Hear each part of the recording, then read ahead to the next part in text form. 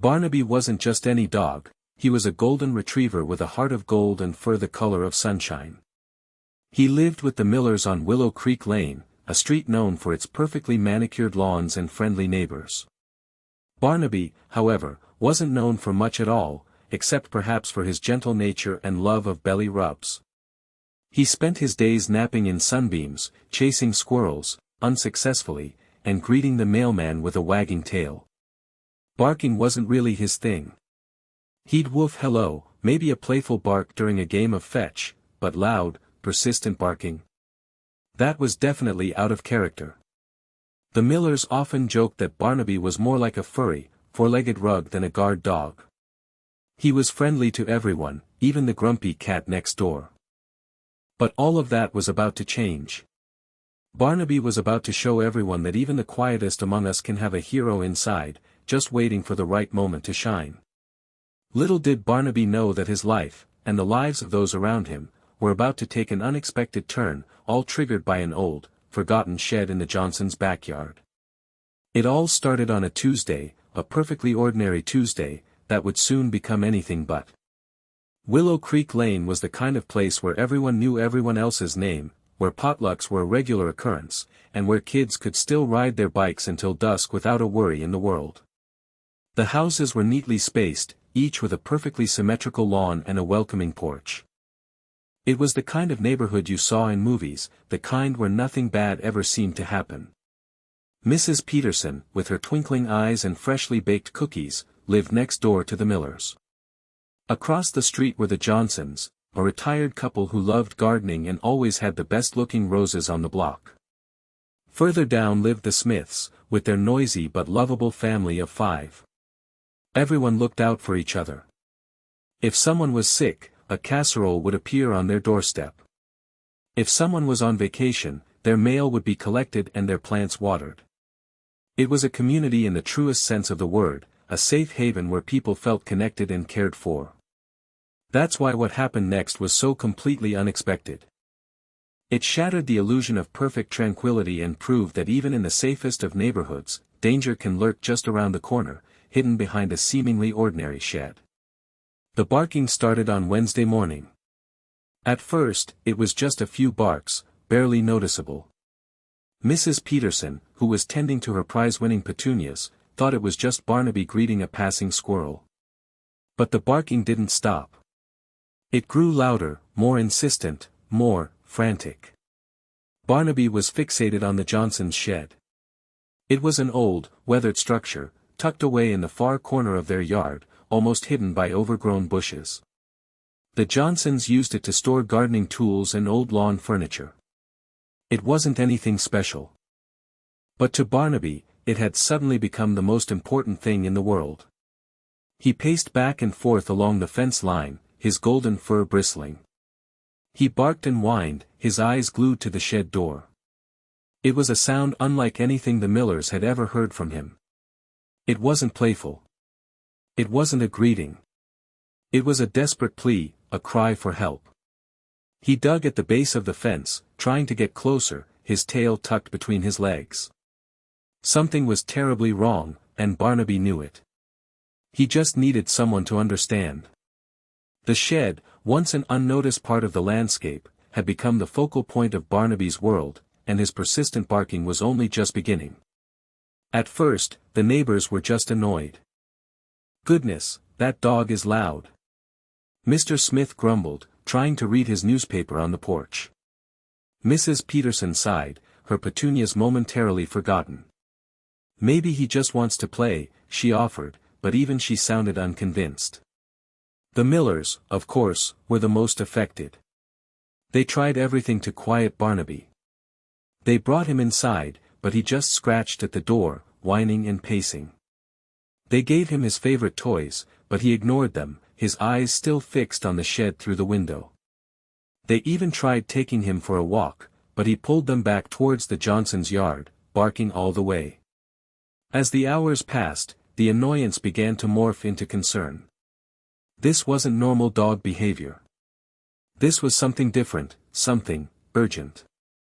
The relentless barking started to wear on everyone. The peaceful rhythm of Willow Creek Lane was disrupted, replaced by a constant, unsettling soundtrack of canine distress. The neighbors started exchanging worried glances, a sense of unease settling over the usually cheerful street. What was wrong with Barnaby? And, more importantly, what was in that shed? Mrs. Peterson, despite her initial annoyance, couldn't shake the feeling that something was truly wrong. She'd always had a soft spot for animals, and Barnaby, with his gentle eyes and friendly wag, was a particular favorite. She watched him from her kitchen window, his frantic barking and pacing a stark contrast to his usual happy demeanor. She remembered the Johnsons mentioning they were going on a trip to visit their grandchildren. They were supposed to be gone for a week.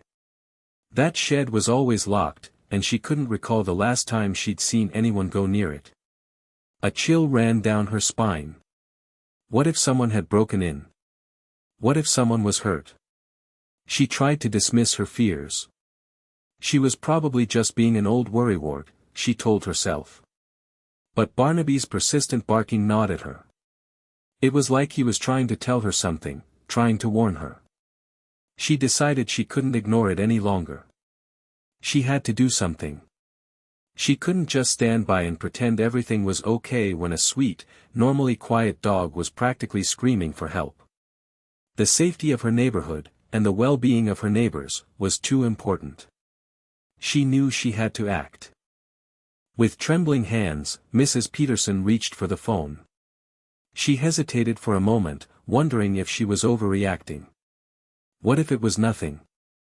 She could just be making a fool of herself. But the image of Barnaby, his desperate eyes fixed on that shed, flashed in her mind. She couldn't shake the feeling that time was of the essence.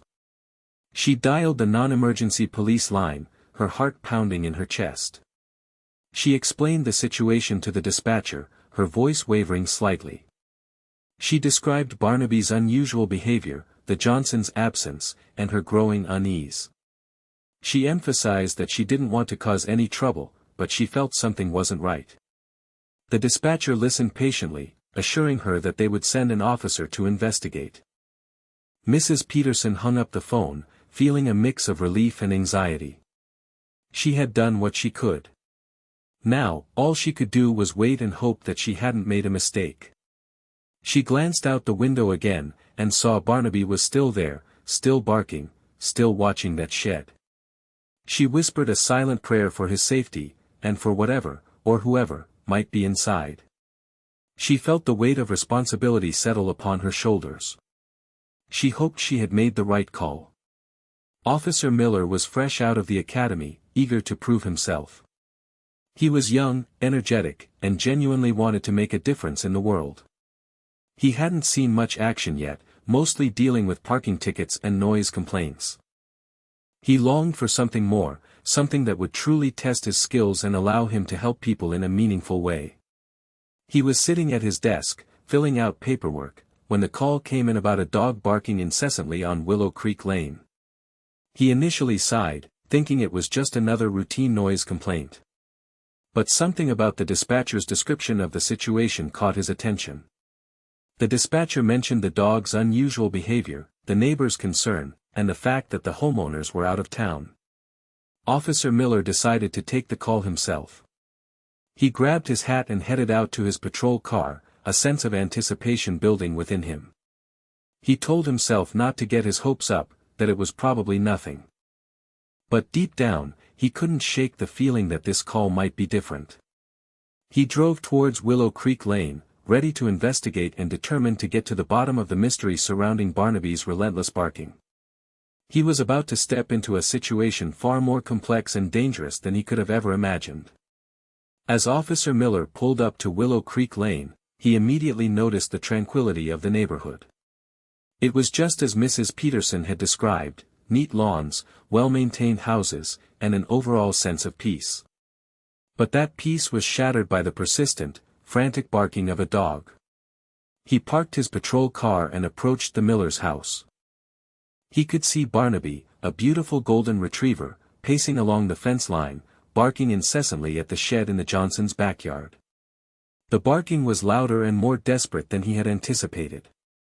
He walked over to Mrs. Peterson's house and knocked on the door. She greeted him with a worried expression, her eyes filled with concern.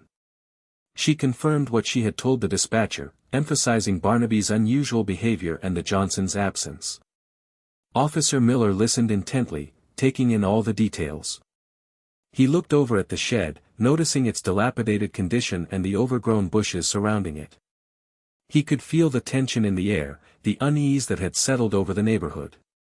He knew he had to investigate further. He thanked Mrs. Peterson for her call and headed towards the Johnsons' property, determined to uncover the source of Barnaby's distress. The shed was calling to him. Officer Miller walked onto the Johnsons' property, carefully observing his surroundings. The lawn was slightly overgrown, and the flower beds were showing signs of neglect, confirming that the Johnsons were indeed away. He approached the shed cautiously, his hand resting on his holster. He tried the door handle, but it was locked. He peered through the dusty windows, but the interior was too dark to see anything. The air around the shed felt heavy, charged with an unsettling energy. Barnaby's barking intensified, his frantic cries echoing through the yard. Officer Miller walked back to the fence line and spoke to the Millers, asking if they had any idea where the Johnsons might have left a spare key. They shook their heads, confirming that the Johnsons were very private people and rarely shared personal information. He circled the shed, looking for any signs of forced entry, but found nothing. The shed seemed secure, yet Barnaby's persistent barking suggested otherwise. Officer Miller felt a growing sense of urgency. He couldn't shake the feeling that something was wrong, that someone might be in danger. He knew he had to find a way inside, and fast. He was about to make a decision that would change everything. Barnaby was no longer just barking, he was throwing himself against the shed door, scratching and clawing with a desperate energy. He wasn't just making noise, he was communicating, pleading, begging for someone to understand. Officer Miller watched in amazement. He had never seen a dog so determined, so focused. He knelt down and looked Barnaby in the eyes. "What is it, boy? What's wrong?" he asked, his voice gentle but firm. Barnaby responded by barking even louder and scratching more furiously at the door. He then looked up at Officer Miller, his eyes filled with an almost human-like urgency. Officer Miller stood up, his mind racing. He knew he couldn't ignore this. He had a duty to investigate, to protect and serve. He weighed his options. He could try to get a warrant, but that would take time that someone inside that shed might not have. He looked back at Barnaby, his tail wagging frantically, his eyes pleading. He looked at the shed, silent and ominous. He took a deep breath and made his decision. He was going in. He reached for his radio and called for backup. "I need assistance at the Johnson residence on Willow Creek Lane," he said, his voice calm but firm. "I have reason to believe someone may be in danger." Barnaby seemed to understand. He stopped barking momentarily, as if holding his breath, waiting. Officer Miller stood back, waiting for backup to arrive. The minutes stretched on, each one feeling like an eternity. Barnaby remained fixated on the shed, occasionally whimpering but mostly silent, as if he understood the gravity of the situation. Finally, he saw the flashing lights of the approaching patrol car. Officer Davis, a seasoned veteran with years of experience, arrived, his face grim. Officer Miller quickly briefed him on the situation, emphasizing Barnaby's behavior and his own gut feeling that someone was in danger. Officer Davis listened carefully, his eyes scanning the scene. He approached the shed and tried the door handle himself, confirming that it was locked. He then shone his flashlight through the windows, but the darkness inside was impenetrable. "All right, Miller," Officer Davis said, his voice serious. "Let's do this. We'll breach the door. You take the left, I'll take the right. Be ready for anything." Officer Miller nodded, his heart pounding in his chest. This was it. This was the moment he had been training for. He drew his weapon, took a deep breath, and prepared to face whatever lay behind that locked shed door. Barnaby let out a soft whine, a sound of both encouragement and warning. He knew what was coming. Officer Davis positioned himself to the right of the shed door, while Officer Miller stood to the left. Officer Davis took out a small battering ram from his trunk. "On my mark," he whispered. He took a deep breath, aimed the ram at the door's flimsy lock, and with a powerful thrust, slammed it against the wood. The lock splintered, and the door burst open with a loud crack. The officers hesitated for a split second, their senses on high alert. The interior of the shed was dark and smelled musty, like damp earth and decaying leaves. The only light came from the sliver of daylight filtering through the open doorway. Officer Davis stepped inside first, his weapon raised. "Police! Anyone in here?" he shouted, his voice echoing in the confined space. Officer Miller followed close behind, his flashlight beam cutting through the darkness. They moved slowly and cautiously, their eyes scanning every corner of the shed. Old gardening tools leaned against the walls, and stacks of dusty boxes cluttered the floor. But then, Officer Miller's flashlight beam landed on something that made his blood run cold. He saw a figure huddled in the corner, tied up and gagged. It was a young woman. The officers had found her. "We've got a victim," Officer Davis shouted, his voice filled with urgency. He immediately moved towards the young woman, while Officer Miller covered him, his weapon still raised, scanning the shed for any sign of a threat. As Officer Davis knelt beside the woman, he noticed a figure huddled in the shadows behind a stack of boxes. "Police! Show yourself," he commanded, his voice firm. A man slowly emerged from the shadows, his hands raised in the air. He was an ordinary-looking man, dressed in plain clothes, but his eyes were filled with fear and desperation. "Don't move!" Officer Miller shouted, pointing his weapon at the man. "Get on the ground. Now!" The man complied, dropping to his knees and placing his hands behind his head.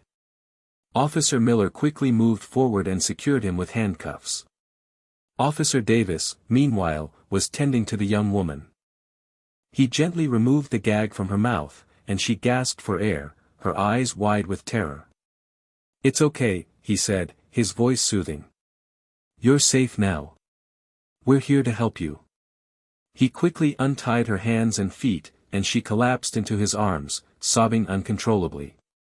The officers had rescued her, but their work was far from over. They had a victim to care for, and a captor to apprehend. And they still didn't know the full story of what had happened in that shed.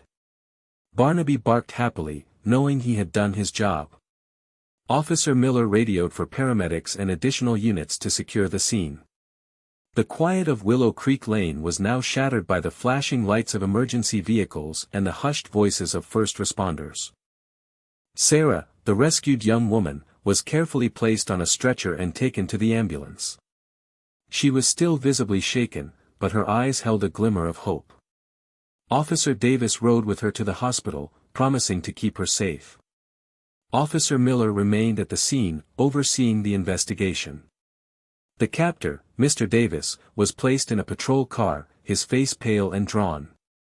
He refused to speak, offering no explanation for his actions. The neighbors, drawn by the commotion, watched in stunned silence. They couldn't believe that something like this had happened in their peaceful neighborhood. Mrs. Peterson, her face etched with worry, approached Officer Miller. "Is she going to be okay?" she asked, her voice trembling.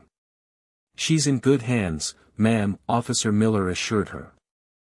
"She's a very brave young woman." He looked at Barnaby, who was now being petted by the Millers, his tail wagging gently. "And she has a very brave dog to thank for her rescue." The investigation had just begun, but one thing was certain: Willow Creek Lane would never be the same. The news spread like wildfire through Willow Creek Lane. The Johnsons' shed, the barking dog, the police, the rescued woman, it was all anyone could talk about. The idyllic image of their safe neighborhood had been shattered, replaced by a chilling reality. The Millers, overwhelmed by the attention, kept Barnaby inside, but he seemed restless, pacing and whining, as if he knew Sarah was gone and missed her. The Johnsons, contacted by the police, were on their way home, shocked and devastated by what had happened on their property. They couldn't believe that their shed, a place of harmless gardening tools and forgotten lawn furniture, had become the scene of such a horrific crime. The local news crews arrived, eager to capture the story of the heroic dog and the rescued woman. Willow Creek Lane was suddenly thrust into the spotlight, its quiet streets filled with reporters and cameras. Mrs. Peterson, still shaken by the events, baked a batch of her famous chocolate chip cookies and took them over to the miller's house. "That Barnaby is a true hero," she said, her eyes filled with admiration. "He saved that poor girl's life." As the sun set on Willow Creek Lane, casting long shadows across the lawns, the neighborhood began to slowly return to normal. But the memory of what had happened in that shed would linger for a long time to come. And Barnaby, the quiet golden retriever, would forever be remembered as the hero who saved the day. Mr. Davis, the captor, was a quiet, unassuming man who had lived in a neighboring town for several years. He had no prior criminal record and seemed to be an ordinary member of the community. His arrest sent shockwaves through his own neighborhood, leaving people wondering what could have driven him to commit such a heinous act. The investigation revealed that Sarah, the rescued young woman, had been abducted from a nearby shopping mall several days earlier. Her family had been frantic, desperately searching for her and praying for her safe return. Mr. Davis had apparently been watching Sarah for some time, meticulously planning her abduction. He had chosen the Johnsons' shed because it was secluded and rarely used, providing him with a place to hide her. The police were still trying to determine Mr. Davis's motive for the abduction. He refused to cooperate with the investigation, remaining silent and uncommunicative. They were exploring all possibilities, including the possibility of mental illness. Sarah's family was overjoyed to have her back, focusing on her recovery and healing. They were incredibly grateful to Barnaby and Mrs. Peterson for their roles in her rescue, vowing to personally thank them as soon as Sarah was strong enough. The horror of the event still shook the entire area. Mr. Davis's arrest was swift and uneventful. He offered no resistance as Officer Miller placed him in handcuffs and led him to the patrol car. He remained silent, his eyes downcast, a stark contrast to the fear and desperation Sarah must have felt in that shed. At the police station, Mr. Davis was booked and processed. He refused to answer any questions, invoking his right to remain silent. The detectives assigned to the case were frustrated, eager to understand his motives and the details of the abduction. They searched Mr. Davis's home, finding evidence that suggested he had been planning the abduction for weeks. They discovered a detailed map of the area, with Sarah's home and school clearly marked. They also found restraints and other items that confirmed his intention to keep her captive. As Mr. Davis sat in his jail cell, alone with his thoughts, the community of Willow Creek Lane began to grapple with the reality of what had happened. They struggled to understand how someone could commit such a crime, especially in their peaceful neighborhood. They looked at each other differently, a sense of unease lingering in the air. The world as they knew it had changed. They knew nothing would be the same, but were glad that Sarah was safe. Sarah's recovery was a long and difficult process. The trauma of the abduction had left deep scars, both physical and emotional. She was withdrawn and fearful, struggling to sleep and haunted by nightmares. Her family rallied around her, providing her with unwavering love and support.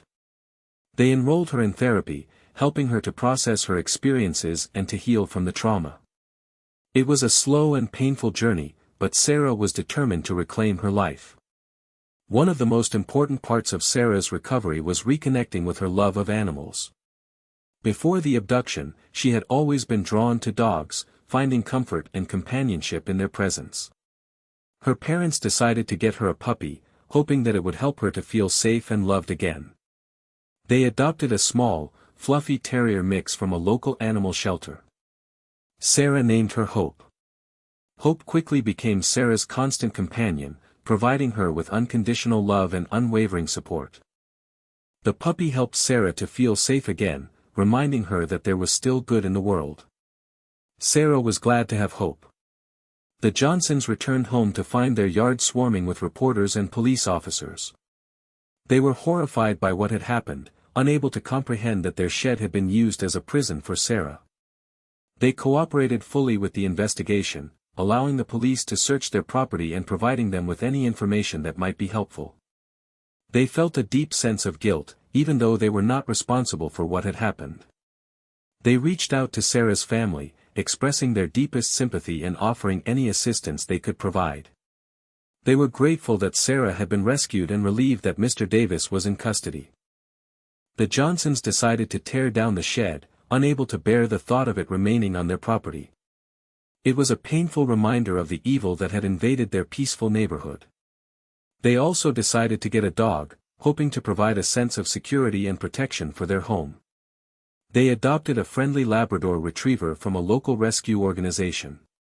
They knew they could never replace what Sarah had gone through, but they hoped to bring some good back to the area. The community felt safer with them there. The neighborhood of Willow Creek Lane was transformed. It was no longer just a place of manicured lawns and friendly potlucks. It was a place where people had faced a terrifying reality and emerged stronger, more united. The neighbors organized a welcome home celebration for Sarah, showering her with gifts and cards.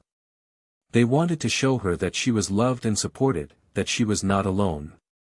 Mrs. Peterson, the kind elderly woman who had made the call to the police, was hailed as a hero. She was grateful for the recognition, but she insisted that Barnaby was the real hero. Officer Miller, the rookie police officer who had followed his instincts, was praised for his quick thinking and decisive action. He was proud of his role in the rescue, but he knew that it was Barnaby's relentless barking that had ultimately saved Sarah's life. And Barnaby, the quiet golden retriever who had become a local legend, was showered with affection and treats. He was still the same gentle, loving dog, but he now carried himself with a newfound confidence, knowing that he had made a difference in the world. He knew he was a hero. Despite the celebration and newfound unity, the investigation into Mr. Davis continued. Detectives worked tirelessly to piece together his past, hoping to uncover the motive behind his heinous crime. They interviewed his family, friends, and neighbors, searching for any clues that might shed light on his actions. They pored over his financial records, his internet history, and his personal belongings, hoping to find some explanation for his behavior. But Mr. Davis remained an enigma, a puzzle that seemed impossible to solve. He offered no explanation, no remorse, no insight into his twisted mind. He was a blank slate, a mystery wrapped in an ordinary package. The detectives began to suspect that Mr. Davis suffered from a severe mental illness, a condition that had driven him to commit such a terrible act. They requested a psychiatric evaluation, hoping to gain a better understanding of his psychological state. As the investigation dragged on, the community of Willow Creek Lane grew impatient, eager to see Mr. Davis brought to justice. They wanted him to pay for what he had done, to suffer the consequences of his actions. They were eager to see that Sarah was safe and Mr. Davis was brought to justice. Sarah, with her new puppy Hope by her side, slowly began to venture out of her house again. The first few times were terrifying, filled with anxiety and fear. But with each step, she grew a little stronger, a little more confident. She started by walking around her backyard, then around her block, and eventually, she was able to visit the local park again. It was a slow and gradual process, but Sarah was determined to overcome her fear and reclaim her life. One day, as she was walking Hope in the park, she saw Barnaby and the Millers. She hesitated for a moment, unsure of what to do. But then, she took a deep breath and walked over to them. Barnaby recognized her immediately, his tail wagging furiously. He ran towards her, showering her with licks and affection. Sarah knelt down and hugged him tightly, tears streaming down her face. "Thank you," she whispered to Barnaby. "Thank you for saving my life." She knew she would never be able to fully express her gratitude, but she hoped that Barnaby understood. He was a very special dog. She was glad to be alive. Barnaby's story became a local sensation. The news media flocked to Willow Creek Lane, eager to interview the heroic dog and the people who had played a role in Sarah's rescue. Barnaby was featured on television, in newspapers, and on the internet. He became a symbol of courage, loyalty, and the extraordinary bond between humans and animals. The Millers were overwhelmed by the attention, but they were proud of Barnaby and happy that his story was inspiring others. They used the opportunity to raise awareness about the importance of animal rescue and the incredible things that animals can do. Mrs. Peterson was also interviewed, sharing her story of how she had listened to her instincts and called the police. She encouraged others to trust their gut feelings and to never ignore a cry for help. Officer Miller, the rookie police officer who had followed his heart, was hailed as a hero. He was offered new opportunities and promotions. The whole town celebrated. The story of Barnaby inspired many people. There was even a town meeting about ways to keep the town even safer. It became a better place because of what Barnaby did. A few weeks after her emotional reunion with Barnaby in the park, Sarah felt strong enough to visit Mrs. Peterson. Hope, of course, went with her. Mrs. Peterson was overjoyed to see Sarah, welcoming her with a warm hug and a plate of freshly baked cookies. They sat on the porch, chatting about everything and nothing, the sun warming their faces. Sarah thanked Mrs. Peterson for her courage and quick thinking, telling her that she would always be grateful for her kindness. Mrs. Peterson brushed off the praise, insisting that it was Barnaby who deserved all the credit. As they talked, Hope and Mrs. Peterson's cat, Whiskers, became fast friends, chasing each other around the yard and batting at each other with playful paws. It was a heartwarming scene, a reminder that even in the face of darkness, there was always light and hope. Sarah felt a sense of peace wash over her. She was surrounded by good people, good animals, and a whole lot of love. The cookies were good too. The town held a special ceremony to honor Barnaby for his bravery. The entire community gathered in the park, eager to celebrate their four-legged hero. Barnaby, adorned with a special Medal of Valor, sat proudly beside the Millers, his tail wagging gently. Sarah and her family were also in attendance, their faces beaming with gratitude. The mayor of the town gave a heartfelt speech, praising Barnaby for his unwavering loyalty and his extraordinary act of heroism. He presented Barnaby with a lifetime supply of dog treats and a key to the city. The crowd erupted in applause, cheering for their furry hero. Barnaby seemed to soak up the attention, enjoying the love and admiration of the community. Sarah approached the podium, her voice filled with emotion. She shared her story of survival, thanking Barnaby for saving her life. She said that he was more than just a dog, he was her guardian angel. As Sarah spoke, Barnaby looked up at her, his eyes filled with love and understanding. He knew that he had made a difference in her life, and that was all that mattered. He was a true hero. He knew he did good. In the months that followed, Willow Creek Lane slowly returned to its normal rhythm. The Johnsons planted new roses in their garden, filling their yard with color and fragrance. Sarah continued her recovery, finding strength and healing in her relationships with her family, Hope, and Barnaby. She even started volunteering at the local animal shelter, helping other dogs find loving homes. Officer Miller, inspired by Barnaby's bravery and Sarah's resilience, dedicated himself to serving his community with compassion and integrity. He became a role model for other young officers, teaching them the importance of listening to their instincts and following their hearts. Mrs. Peterson continued to bake her famous cookies, sharing them with her neighbors and spreading joy throughout the neighborhood. She became a symbol of kindness and compassion, reminding everyone that even the smallest act of kindness can make a big difference.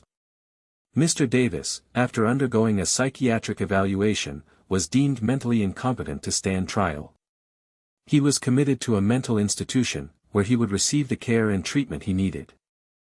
The community of Willow Creek Lane learned a valuable lesson about the importance of looking out for one another and the extraordinary things that animals can do. They knew that even in the face of darkness, there was always light and hope. The story would be told for years to come. Sarah and Barnaby developed a special bond. They often met in the park, playing fetch and enjoying each other's company. Sarah found comfort and healing in Barnaby's presence, and Barnaby seemed to understand her pain, offering her unconditional love and support. They were an unlikely pair, a young woman and a golden retriever, but their connection was undeniable. They had both been through a lot, and they had found solace and strength in each other. Sarah even started taking Barnaby to her therapy sessions. Her therapist was amazed by the positive impact that Barnaby had on her recovery. He helped her to feel safe, loved, and understood.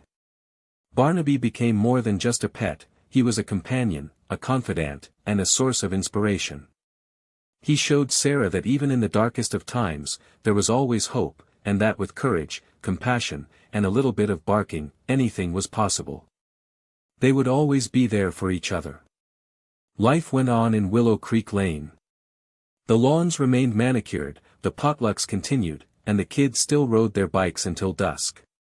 But there was a subtle difference, a deeper sense of connection and understanding among the neighbors. They had faced a terrifying experience together, and they had emerged stronger, more resilient, more united. They knew that even in the safest of neighborhoods, danger could lurk just around the corner, but they also knew that with courage, compassion, and a little bit of barking, anything was possible. Barnaby, despite his newfound fame, returned to his normal routine. He still napped in sunbeams, chased squirrels, unsuccessfully, and greeted the mailman with a wagging tail. But now, he also had a watchful eye, a sense of responsibility that he hadn't had before. He knew he had a job to do, a community to protect. He was a hero, after all. And he was glad to be back home. He would protect his friends. Years later, Sarah, now a young woman, sat on a park bench, watching Barnaby chase a frisbee with boundless energy. Hope, her terrier mix, nipped at Barnaby's heels, joining in the fun.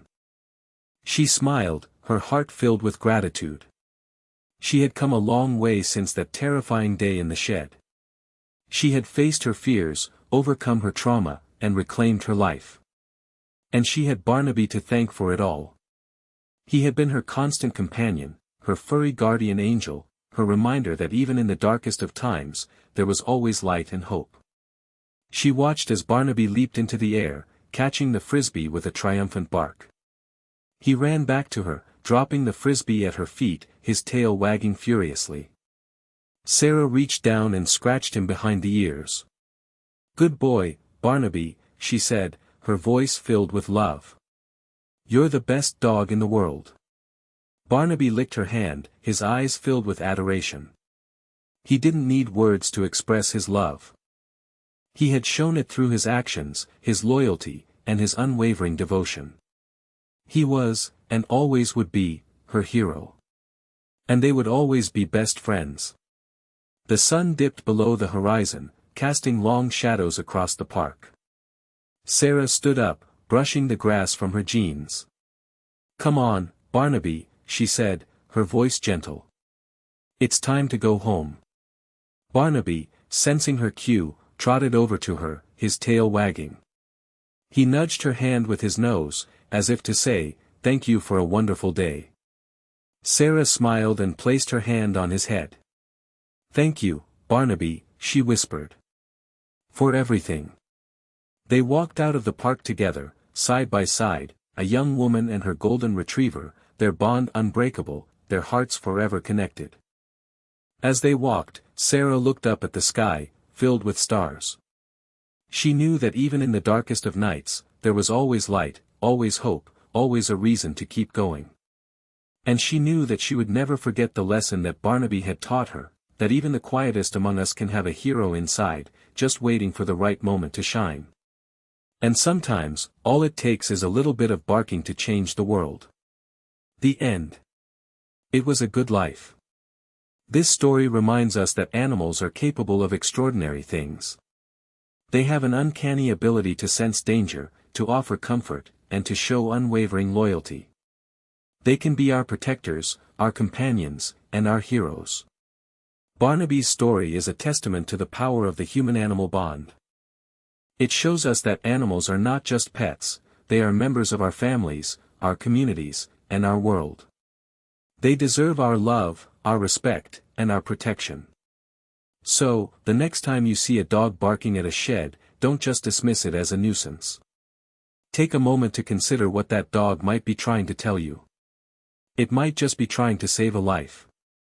Remember Barnaby, the quiet golden retriever who became a hero.